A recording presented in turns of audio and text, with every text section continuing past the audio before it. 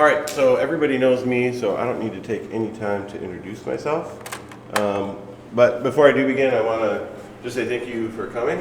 I think it's awesome that people are here during this time, and it makes me feel good because I put work into this, and so that's nice.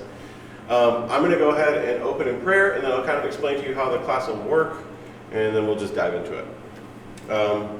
Lord, I want to thank you for the opportunity to teach, the opportunity to be here, to put the work in on researching all this stuff and making these slides and getting the presentation ready. I pray that what I prepared would be a benefit to the people who are here, that we would learn and we would grow in our understanding of your word, and hopefully ultimately in our understanding of you. In Jesus' name, amen.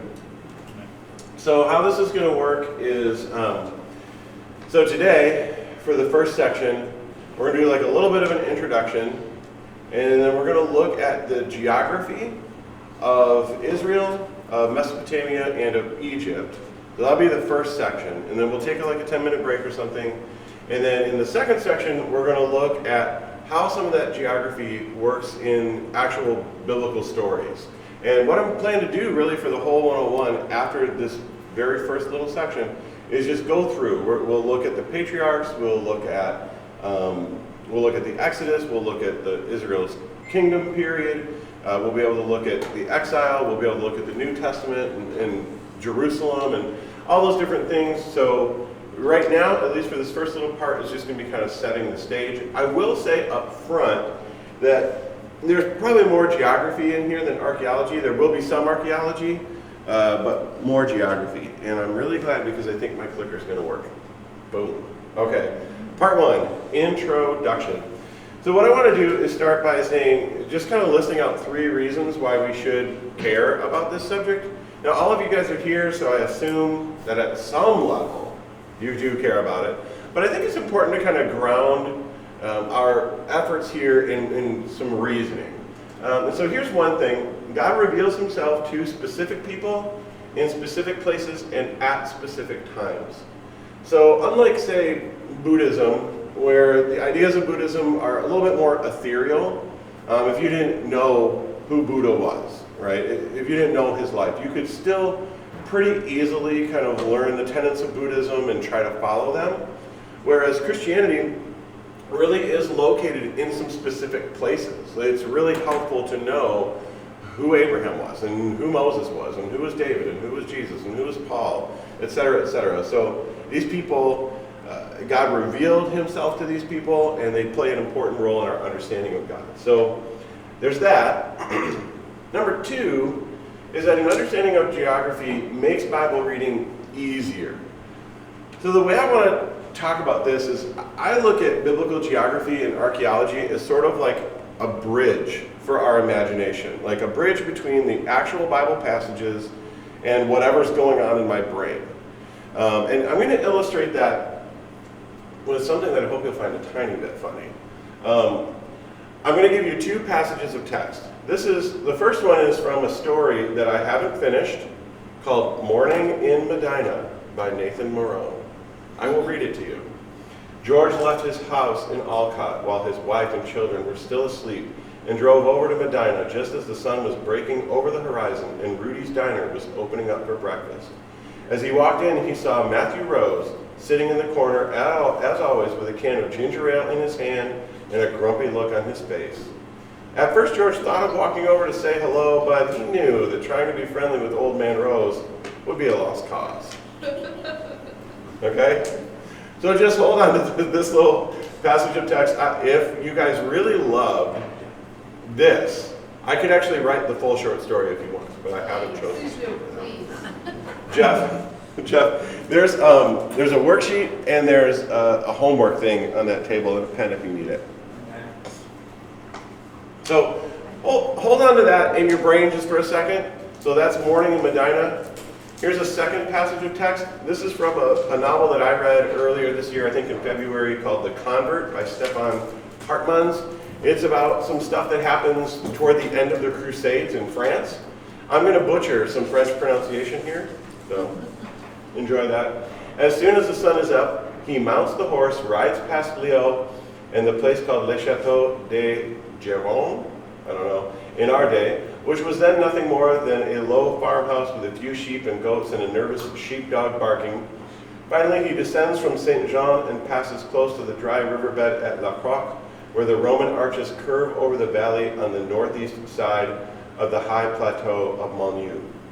All right, so which of these two passages for you guys here requires you to use more of your imagination? The second one. Great. And all I really want to illustrate is that when we go back to morning in Medina, for you guys, all of you, and myself included, but you guys better than me, you know what Alcott is like. Okay, so you can imagine a house in Alcott. You know what a drive from Alcott to Medina might be like. You can probably imagine the different routes that you would take. You know what the scenery is like. Rudy's Diner. I haven't actually been to Rudy's Diner, but it is a real place, and some of you may have been to it, and so you may know what it's like. You know what Matthew Rose is like, but this presumes that he's Old Man Rose, so you might have thought, oh, this is Matthew Rose as an old man and grumpy. So now you have to stretch your imagination a little bit when you thought of Rose as an old man, but otherwise, this story's a little, you don't have to flex your imagination quite as much. Whereas with this one, I've never been to France. Has anybody here been to France? All the time. Yeah, so I don't like, when I read this novel, what was interesting about it was that he included maps at the beginning of the novel, so every once in a while I would have to look at some of these places and go back and say, okay, that's where they're at, and then they're going to here, and then they're going to here. So I don't know these places. I don't know the terrain. I don't know what it would look like. I don't know how far one thing is from the other. So what I do is my imagination just kind of like makes up whatever is easiest for me to make up. That's what I do, especially if I don't have any other resources. So what I want to illustrate is that when we learn biblical geography, that's kind of what we're doing, is we're giving ourselves the resources so our imagination doesn't have to do quite as much guesswork. We can actually kind of relatively know a little bit of what we're looking at. The third reason here is that in some cases, knowledge of geography and archaeology will enhance our understanding of a passage or a book. I'll talk about Jeremiah 29:11 in a second, but I would say that for the most part, it's not like learning how far one city from another is like earth-shattering. It's not going to change the meaning of everything or something like that. But I think it deepens our understanding of the Bible, it enriches our reading of the Bible, and it makes it easier. For my example for Jeremiah 29:11, I won't belabor this point a lot, but just to point out, like, this is a famous passage, for I know the plans I have for you, etc. But when you know that Jeremiah is writing that to exiles who are in Babylon, and that's far away, and they're far away from home, and like they're looking to return at a certain time, just that kind of simple knowledge of who's being written to and where they're being written to kind of enriches and sometimes can even change our understanding of the passage. So with that said, I want to look at a few things. We'll look at the biblical world today. This is just a pretty simple map. I pulled it off of Google Maps a few weeks ago. So this is modern political states in the area that we're looking at. So most of the biblical narrative takes place here in Israel. You probably already know that. Some of it will take place in Egypt, especially in Genesis and Exodus. And then some of it's going to take place over here in Mesopotamia. You get a little bit of that in Genesis as well, and you also get it during the period of the exile. As far as the New Testament is concerned, you'll get up into modern-day Turkey and Greece, Macedonia, that kind of stuff. But that's just kind of the general area that we're looking at. And probably most of you already know that, I'm assuming, but I just think that's a good foundation for us to remember that that's where we're at in the world. So this next couple of things I want to do is just illustrate. I'm not going to spend a lot of time on this, but to illustrate just a couple of things. When we look at the average temperatures, I did scans of the book that I used a lot here is the ESV Bible Atlas, and it was super cool because it came with the ability to download all these maps, but it didn't come with the ability to download like every single one. And so I had to scan these, and they turned out kind of blurry and bad. But I use them anyway, because what I want to illustrate here is, like, let's look at the month of March. This is your average temperatures. When we look at Israel, this might be hard for you guys to read, but Israel's right here. It's kind of greenish yellowish, which is in like the 60s or so, 68, kind of in that area. So in March, it's pretty nice in Israel. It's pretty good. Okay, and as you can see, it's cooler here, but it doesn't really get below the 50s as an average temperature. You can see up here in the mountains, it's much colder. You can see in the summer, over here, in July, it's like burning hot. Okay, and it's just important to remember, like, as we read the biblical text, sometimes the Bible will tell us what time of the year it is. Not often, but it will sometimes. And so when it does that, that information can actually be helpful to know. And I'll show you a little way of how you can use that in a minute. We'll also look at average rainfall. Again, I'm not really going to pay a lot of attention to this, but you can note that like here in January, you get a lot of rainfall up in the mountains, okay? All these areas right here. And as you get more into the summer, in July and in September, that cools off, so it's very dry in these months. I mean, that's similar to a lot of places, but just to illustrate that these areas, especially Israel here, they do get quite a bit of rain, but that tapers off in the summer months. So how hot is the average temperature in Israel in July? In July, let's go back here. I can see it's all red, but I can't see what that temperature is. Yeah, so Israel's a little bit cooler than like the Arabian desert here, but it looks like it's in the maybe like mid 70s or so, mid to upper 70s. Really? That's not bad. Yeah, that's not bad, but it's also a place where my phone goes off. Okay, so it isn't that bad. It's more temperate than some of the areas that are around it, like the desert, like Egypt and all that stuff. So here's one other thing I just want to bring up. These are just, in my introduction here, we're just looking at like some quick little things.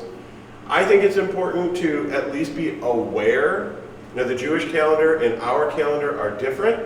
So you can see the month of Tebeth. Okay, so I might butcher some Hebrew words too. I hope you're okay with that. But the month of Tebeth here, it doesn't correspond to our months.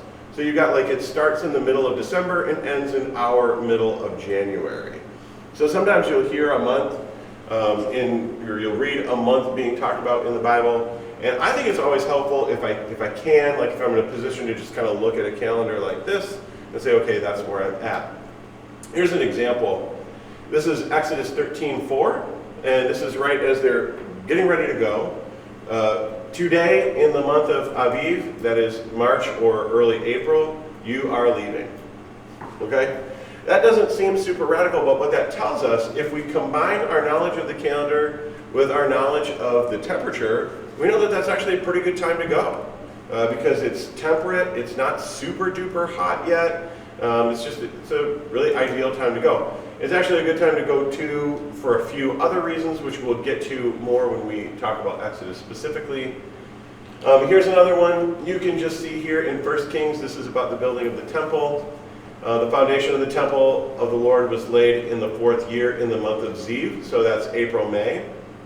And in the 11th year in the month of Bul, October, November. The 8th month the temple was finished in all its details according to its specifications. He spent 7 years building it. So again, it's not like radically changing my view of this passage. It's not doing that. But what it's doing is it's just kind of helping me live in it a little bit. It's kind of how I view it. So now let's dig into some actual geography. What we're going to do is we're going to talk about Israel, then we'll talk about Mesopotamia and Egypt. So for Israel, we want to note a couple of things up front. One, it's a part of the Fertile Crescent. Okay? So the Fertile Crescent is this area that covers Mesopotamia, it covers Phoenicia, Israel here, and then Egypt a little bit. Some scholars might not include Egypt in the Fertile Crescent based on some of the maps that I looked at and consulted, but I think Egypt should be, because I'm a great map maker. But it's part of the Fertile Crescent, an important point for trade between Egypt and Mesopotamia. So one of the things you want to know is that Mesopotamia and Egypt have really strong kingdoms, especially during the times of the Old Testament. And if they were going to trade, they wouldn't be crossing this desert here. It's 400 miles across. They don't have fast cars, they don't have airplanes, they don't have trains, they don't have any of that stuff. So you really don't want to cross that if you don't have to. You want to stick along here where you can visit cities, where you can stop, where there's actual growth, and you come down here and you make that trade. So it's important to know that Israel, even though Israel isn't as large as other kingdoms, isn't as powerful as other kingdoms, it's located in a pretty important spot. And the same actually goes for it being a point between conflict. Okay, so like if Egypt and parts of Mesopotamia were in a conflict, it would Israel would be in the middle. Or the Hittite Empire, which would have been up here, Israel would have been possibly in the middle of that between Egypt. So Israel is kind of like a contested, like focal point. And I think that's just always helpful to know, because I know at a certain point I kind of realized, like when I was growing up, Israel was big. Like, oh, they had these kings, Israel was great. And then I kind of realized, like, oh, actually it's not really that big compared to a lot of empires. But then I realized that there was also significance beyond just its size. Its location was significant. Beyond that, just going out even further, Israel acts as a land bridge between Asia and Africa. So you can see if people were bringing things over along the Silk Road. Now, I don't know the exact route of the Silk Road. I'm going to make it right here. This is the Silk Road. Okay, boom. And if they wanted to trade with Africa or do any of that stuff, if they wanted to come along, they were probably going to be going through Israel at some point. When you didn't have shipping, especially in the Old Testament, you're not necessarily going to have people just taking boats over here. They're going to be using that road. Okay, again, not huge or revelatory, but just good to remember in the back of our minds. Israel is about the size of Vermont or New Hampshire or New Jersey. So it's not big in terms of its landmass, in terms of its size. I haven't been to Vermont and New Hampshire in a long time, but I have been to New Jersey somewhat recently, and it's pretty small. Like I was able to drive around it a lot in one day and just kind of see a few different cities and kind of do some different things. So we're not talking about a huge area of land, but despite that, you do need to remember that because they didn't have cars and all that other stuff, traveling across this piece of land, even though it was relatively small, would take time. Okay, so now what I'd like to do is look at some geographic regions of Israel. And hopefully this part will really set us up for when we dig into the biblical material. So there are 7 different regions. We're going to look at the Mediterranean coast. We'll look at the Central Hill Country, the Rift Valley, the Transjordan, Galilee, the Judean wilderness, and the Negev. Now there are actually a few other possible regional designations that you could have, but I chose these 7 because I felt like they were the most major, the most cited in the Bible. But that's up for debate. We're just looking at these 7. Now I know that's a question on the worksheet. If you feel like you're trying to furiously write this down, you don't have to, because we're actually going to go through each little section, and I'll point out some features of each section. You can't say that in the middle. Wait, what? You can't say that in the middle. You start with that. Because I'm halfway through, and I can't, that's not fair. Okay, I'll give you the time now. I just wrote 7. Well, I wrote 7, but then since he stayed on it, I started writing. Okay, I got it. All right. So we'll start with the Mediterranean coast, and we'll try to move a little west to east right now, and we'll have to go north and south in a little bit. But the Mediterranean coast, I found this cool relief map online that I really like. So what I did is I just pointed arrows to where the area is. So as you can see, the Mediterranean coast is pretty self-explanatory. It's a coast. All right, there's water there, a lot of it. Let's look at some features. There's a lack of natural harbors, so shipping is not really a big industry there during biblical times. So what we mean here is that the water, when it comes up to here, is pretty shallow. There aren't really very good deep inlets for ships to come into. So fishing is fine. Like people do a lot of fishing industry along here, but you don't necessarily get a ton of large-scale shipping along the Mediterranean coast in Israel. In the Roman Empire, Herod the Great constructed a man-made harbor and called it Caesarea. So that's an example of where we do start to get that a little bit. And what had happened at that time is they had finally figured out, I don't know the technology, but finally figured out how to have concrete that would set underwater, so then they could go ahead and build a harbor structure. But really before that, you don't get a lot of harbors there. And the southern part of the coast is where the Philistines lived. And this is the type of detail for me. The Philistines would have lived kind of along here. And this is the type of detail that for me was really helpful to know, because I remember growing up as a kid, like in Sunday school and even in high school, and you'd read about David and you'd read about the Israelites' battles with the Philistines, but in my mind, I had no concept of where they actually were. They were just kind of there.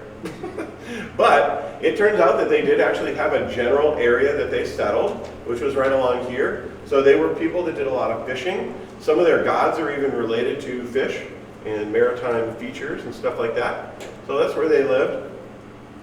And then I decided to give you a picture. Now, with every picture that I put up here, I have to warn you that I got it from the internet, which means I have no idea if it actually corresponds to the locations we are talking about. So I didn't take the picture myself. This could be a harbor in Russia. Okay? Well, I'm hoping that it's actually along the Israeli coast. But that's just kind of, you can see the water's pretty shallow there. It's not like a deep area. Beaches are really nice. Let's move on to the hill country. Now, a lot of action takes place in the hill country. We got these areas pointing to it. It's right along here, kind of in this general vicinity of where my laser pointer's at. And we'll look at a couple of the features here. They have low mountains. So at its peak in the hill country, you're really looking at mountains that might get up to about 2,500 feet or so. Not really much higher than that. So they're low rolling mountains. One thing to note is that this is the primary area taken in Joshua's conquest. So when you read the book of Joshua, I can't remember exactly where the split is, but basically the first 10 or 11 chapters, Matthew, you might be able to remind me if you know exactly what it is. But the first 10 or 11 chapters, they're going over the southern conquest. So all those stories about Jericho and Ai, and I don't know how to pronounce that, but all those stories take place kind of in this general area. And then when you get to chapter 11 or 12, I think it is, they do a really quick, brief overview of the northern campaign where Israel's army comes in and takes this type of area. So that's the hill country. And there are a lot of significant cities and locations in the hill country. So you get Jerusalem, you get Hebron, you get Samaria, especially as a region. So we'll talk about Samaria a little bit more later, but it's kind of right in that general zone right there as a part of the hill country. So here's a picture of it. You can see that these mountains are not these are not the Rocky Mountains. They're not huge, majestic, big mountains. They're just low, rolling, really pleasant. They do have some vegetation on them. This reminds me a lot of I don't know if anybody's been to South Dakota, in the Badlands. This is what that reminds me of. The mountains there are a lot like this. So that's the hill country. The Rift Valley, or this might be also called the Jordan Valley. I just chose to call it Rift. That was a little bit arbitrary on my part. As you can see on the relief map, this is kind of this area. It basically is just the Jordan River, okay? So that area where the mountains drop off and come back up, that valley area. So moving from east to west, the hill country has a steep drop into the Jordan River Valley and then a steep rise on the western side of the river. And we'll actually see that. I'm going to show you a cross-section, a topographical cross-section, and we'll see that. This is actually part of a larger rift that runs from the southern sections of Africa all the way up to modern-day Lebanon. And when I say it's a rift, what I mean is that it's large sections of tectonic plates that are kind of together. It used to be that people viewed them as one huge set of tectonic plates, but over the past, I think, 50 years or so, geologists have kind of said, no, it's not one continuous tectonic plate, but there's series of tectonic plates that kind of go together. Now I'm going to show you a map of that in a second. It includes the Dead Sea and the Sea of Galilee technically. Again, some of these regions can run together a little bit. but technically the rift itself does include the Dead Sea and does include the Sea of Galilee. And the Dead Sea Scrolls were found in this section of Israel. So, they were found. Here's a picture of the Jordan River. This is a modern picture, but as you can see how it's flat, a really great plain here, and then the mountains just whoop, shoot up, and there they are. This reminds me a lot of, if anybody's been to Colorado, like when you come out of Denver and you're going southwest, you're in the Rocky Mountains, and then all of a sudden, it just like opens up into the Arkansas River Valley. And the Arkansas River Valley is super flat, just like this. And then you got mountains behind you, and yeah. So here's that rift that I was talking about. You can see that it runs up here. This is Lebanon, modern Lebanon sort of, comes down, cuts through the Red Sea, and comes down into here like modern Ethiopia and the Congo, goes all the way down here, and then it actually splits off into another set of rifts or tectonic plates that come down to here. So it's not like a super significant life-altering thing to know about the Bible, but again, it's fascinating to me that Israel is even connected to these like super important geological elements. So now we're going to look at the Transjordan. And when I say Transjordan, what we mean by that basically is like east of the Jordan River. So you just keep going out this way, and it's the Transjordan. Now this is an area that really isn't settled a lot by the Israelites. It is a little bit, but not a lot necessarily. And so the way to think about it is the land beyond the Jordan. It's really dry. It's really arid for the most part. And you'll note that the Israelites passed through this area before entering the Promised Land. So if you go back and you read the story of Israel's wanderings, and you read the story of them coming into Israel and conquering Jericho, what you'll see is that they kind of came up along this area here, and then they cut over into the Jordan River Valley, and then over here is like Jericho. So this is an area that they were kind of wandering around in a little bit. In biblical times, this area was home to the Moabites, the Edomites, and the Ammonites. Okay, so this is one of those things where, like, when you think about, like, reading the book of Ruth is a good example to me. Ruth is a Moabite, so knowing that she comes from this kind of general area, outside of Israel proper, she's not crossed over the Jordan, that sort of thing. It's just kind of helpful to know where they are. And that's one of those things where, as a young Bible reader especially, I remember you would read all these, like, here's the Jebusites and the Amalekites and, you know, like all these different tribes. And I felt like I was lost. I didn't know where these people were. Were they mixed in with everybody? Or were they in their own little places? But it turns out that for the most part, we can chart where these different tribes or nations lived. And we'll talk about that a little bit more in the next class, but we'll just note that for now. This is, I guess, what it looks like. I've never been there. It's very dry, very deserty. Not a lot going on. And I decided to bring up this satellite image. Now, this is a modern day satellite image, but I decided to bring it up because when people talk about the Transjordan or the land beyond the Jordan, in my understanding, it has kind of the idea of like, it covers a lot of, like, it's out there, okay? It's past the Jordan, whatever that is. To me, it's like when we living here, we say, I took a trip out west. Well, what's that mean? That could be a lot of things. That could be going to Arizona, or that could be going to Washington, and those are two totally different places with a lot of different things going on. So when we say it, it's kind of a designation that has the sense of like just covering a big expanse. Now we'll look at Galilee. So Galilee is where I've got this circle right here. It covers the Sea of Galilee and the surrounding regions, basically, not too far around. It has the Sea of Galilee, that's its main feature, but it is actually a lake, because it is fresh water. Now, Matthew, you might be able to tell me, because I never hit on this, but do you know why it is called a sea rather than a lake? Well, actually, I do not. You do not know. Okay. Well, man, that was a real letdown. Okay, well, it's just kind of a curious thing. I don't know why we call it the Sea of Galilee, but we do. This area is very fertile. Okay, you can do a lot of agriculture there. There's a lot of vegetation and growth. It's surrounded by mountains. Most of Jesus' ministry takes place in this area. Maybe most is too strong, but really a lot of his ministry does. You see him going down to Jerusalem. Yes, you see times where he's in Samaria. He's in the wilderness. He's in different places, but he really spends a lot of time going through the towns and villages surrounding the Sea of Galilee.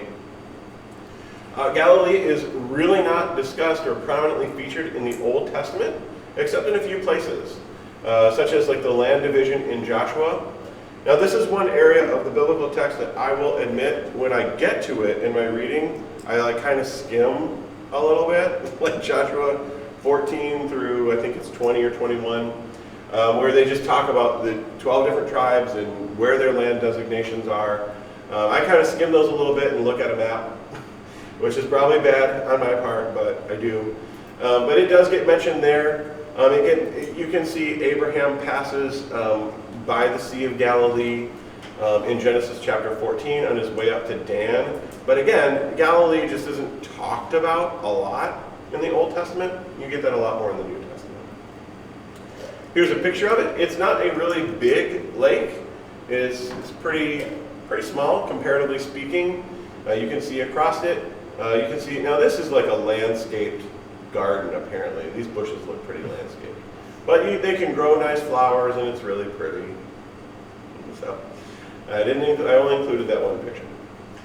Now we'll look at the Judean wilderness and the desert. So, this is, the way that I put this oval on here was probably not the best because it looks like it comes into the hill country, but really we're looking at kind of the western banks of the Dead Sea, just kind of in this general area right here. Some of the features are that it is the west of the Dead Sea. It's mainly a desert. There's just not a lot going on there. It's known as a wilderness. This is where Jesus goes during his temptation. So we look at Luke 4:1, and Jesus, full of the Holy Spirit, returned from the Jordan and was led by the Spirit in the wilderness. So when Luke talks about the wilderness, it means that he's in that kind of west of the Dead Sea, in a deserty area. Jesus also uses this area in his parables. An example would be the Good Samaritan. So the Good Samaritan incident happens on the road to Jericho, which is kind of right here, which that will take place in this kind of wildernessy zone. All right, here's a picture of that. Also very arid, not a lot going on. Okay, it does not look like a place I would want to spend 40 days. I don't know about you, but I don't want to spend 40 days there.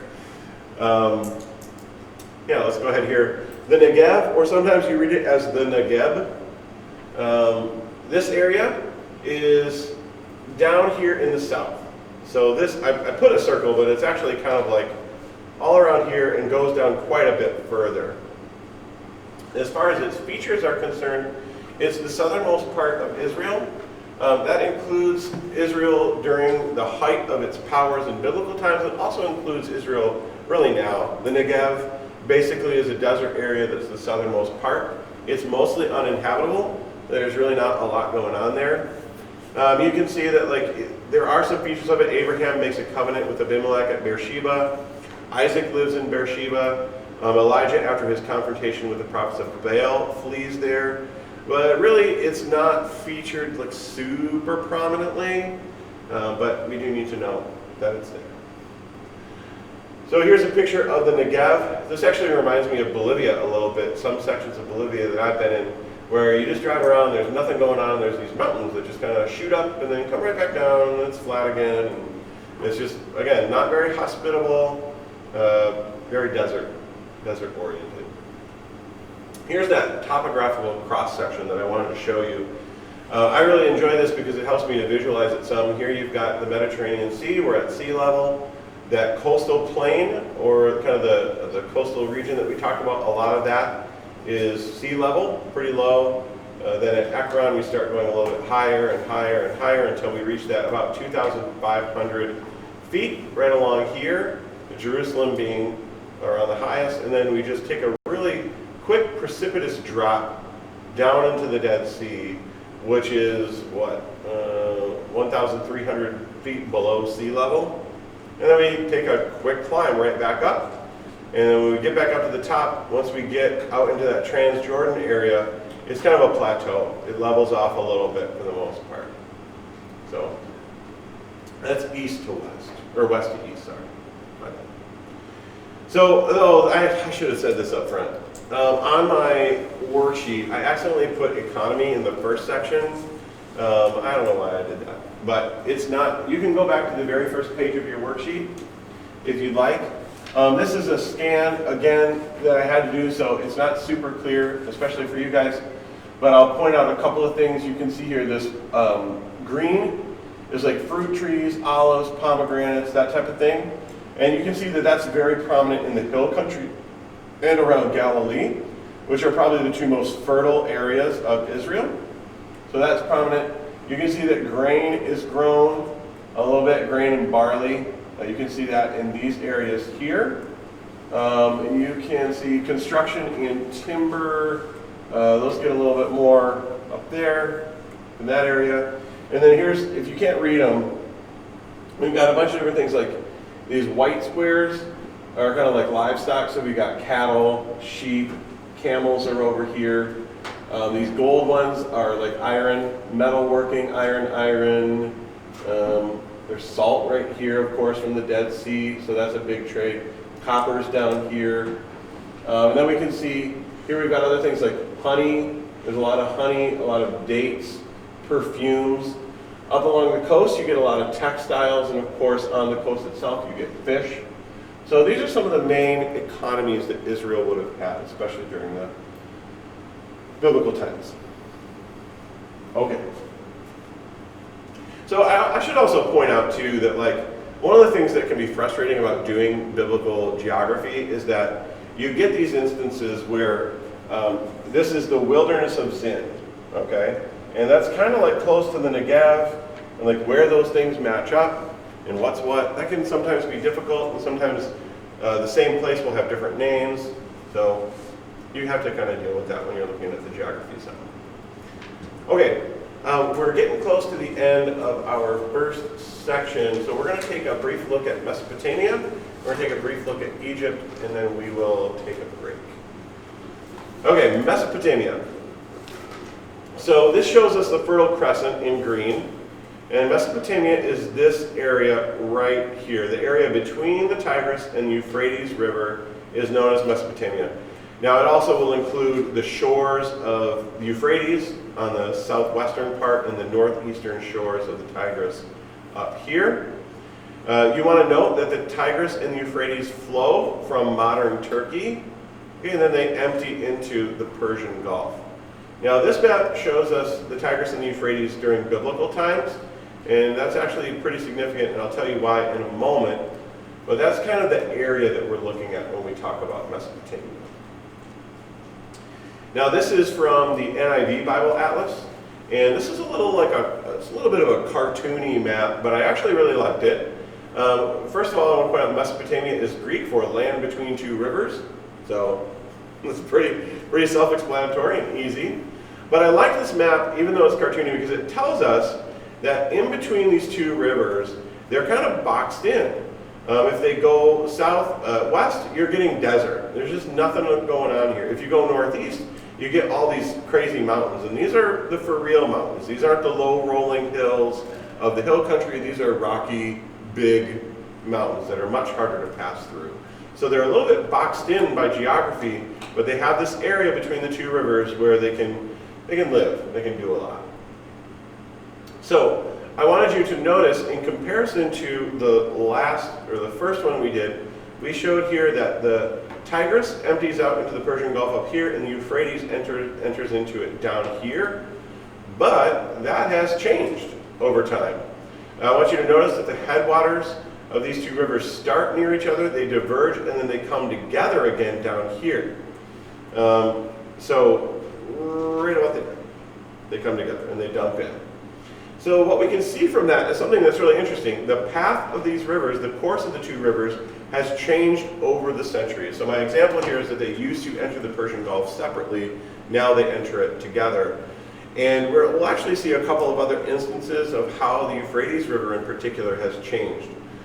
Both rivers rest above the surrounding plain, which can result in massive flooding if the mountains give more than usual amounts of water. So if we go back to this cartoon map, these mountains up here are all kind of feeding into these rivers. So if they have a really snowy, precipitous year, these can flood pretty easily because they're above the rest of the plain.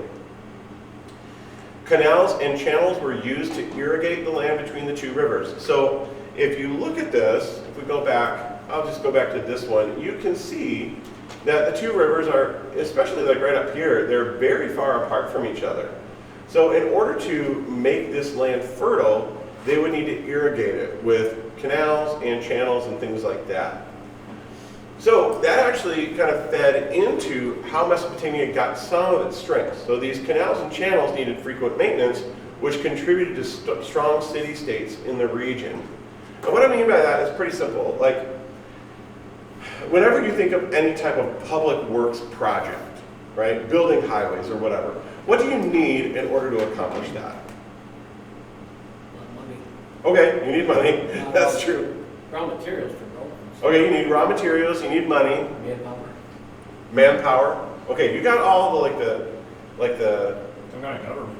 yeah, there you go. You need some type of organization. So in order to, you've got to organize that manpower. You've got to organize that raw material. You've got to figure out what you're going to do. Somebody has to say, this is where the canal is going to go. And they have to decide on it. And they have to work together. So the fact that this region had to do a lot of these maintenance on these canals and channels and make them kind of helped them build strong city-state governments, which contributed to their prominence in the ancient Near Eastern world. So connected to that, when we say it's a fertile area, like the Fertile Crescent, it's actually a little bit misleading. So this region can alternate between fertile and wasteland based on the irrigation. So if there aren't any channels here or canals, this is just going to be wasteland. This is not going to be made fertile by these rivers. They need to divert water into these areas to make them fertile.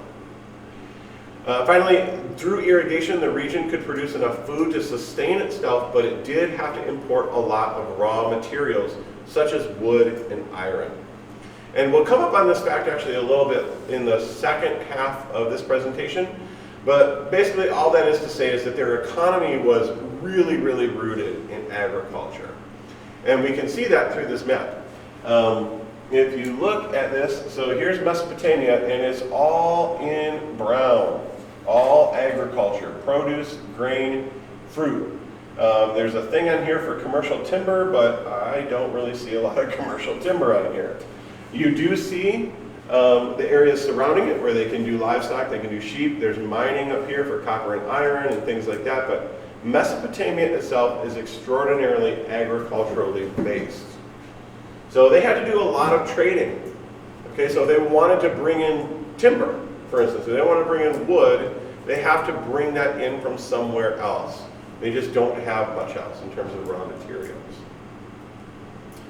So I decided I'd show you a few pictures of the Tigris River and the Euphrates River, just mostly for fun, like just so you can kind of see what they might look like. These are modern day pictures. Again, maybe this isn't the Tigris River, maybe it's some other river somewhere. That's because I found it on the internet, but I think it's the Tigris River because the internet said it is. So you can see you've got a river cutting through here. You've got low plains. You've got some mountains over here. It appears that they have irrigated this land, so they can do a lot of farming there. Here's the Tigris River going through modern day Baghdad. So it's snaking through Baghdad. Not that exciting or helpful for you in terms of biblical times, but there it is. And then here's another one of the Tigris River. You can see from this that the river is actually pretty shallow. You can tell that it's not very wide, and it's a fairly shallow river. And this is the case for both the Tigris and the Euphrates. I didn't make like a slide point out of this, but both of them have about an average depth of 4 feet. Now, obviously, some areas are deeper than others, but it's pretty easy to just walk across it if you wanted to. It's not flowing too hard or anything like that. Obviously, when it floods, it would get higher than that. Here's the Euphrates River. Again, you can see it's kind of just like a shallow river that's connected to the plains. It's not in any type of deep setting. Here is the Keter Dam on the Euphrates River. So this is north toward Turkey. And part of the reason why I included this picture is so you can get an example of the mountains that were feeding into the Euphrates and the Tigris. So it is these really large, kind of big rocky mountains that can get snow-capped. Okay? And then finally, here's one more picture of it in southern Iraq, just for fun. Okay, so that gives us a general idea of what's going on in Mesopotamia. Let's talk about Egypt for a few minutes, and then we'll take our break. So Egypt has two regions, the lower and upper Egypt. Its main feature is the Nile River and Delta. Okay? Now, you might look at this map and you might say, well, why is lower up here, but upper is down here? That's what I thought when I first looked at it. And what I discovered is that this has to do with elevation. So upper is, this is a higher elevation. The river is flowing downhill until it hits the delta. So it doesn't have to do with north or south or anything like that. Natural resources of Egypt. Again, Egypt really is just the Nile River for the most part. But as you can see here, we've got a lot of mining. We've got a lot of like basalt, limestone, alabaster, jasper, gold, tin is over here. We've got granite, we've got copper quartz, all this stuff. So this area seems to have a lot of mining resources, metal, minerals, that sort of thing. You got a lot of gold down here and down here. Now they were able to do some farming, but we'll talk about that in a second. Here's some basic facts about Egypt. This pertains really to both modern and ancient Egypt. Most settlements are going to be along the Nile. The rest of Egypt is a largely uninhabitable desert. So if you start moving west of the Nile, there's just not a lot going on. It's desert. But people today and people during biblical times have been making their settlements along that river and some in the delta as well. Wheat and barley were their two main crops. So like I said, they do have a lot of minerals and mining, but they did have some agriculture, and that would have focused on wheat and barley, in particular around the Nile River itself.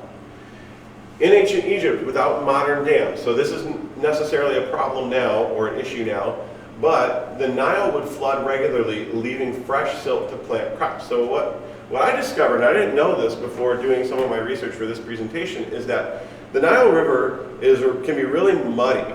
And so what happens is when it would flood, it would push all that muddy silt up over the banks of the Nile and into the surrounding plains.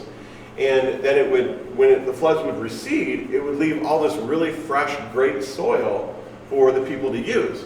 And what I discovered also was that they could expect it to flood basically on the dot in the middle of July every year.